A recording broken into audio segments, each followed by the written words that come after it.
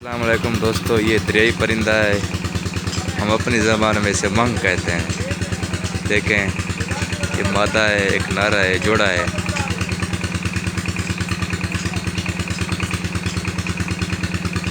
ये पहले वाला मादा है, उससे जो आगे है वो मादी है।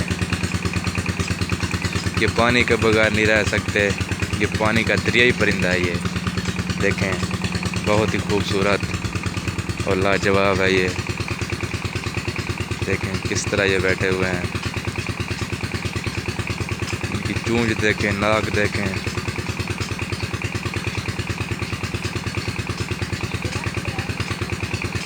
ऐसी और वीडियो देखने के लिए हमारा चैनल को सब्सक्राइब ज़रूर करें और साथ में बेल आइकन को प्रेस करें ताकि इस तरह की और वीडियो आपको मिलती रहे।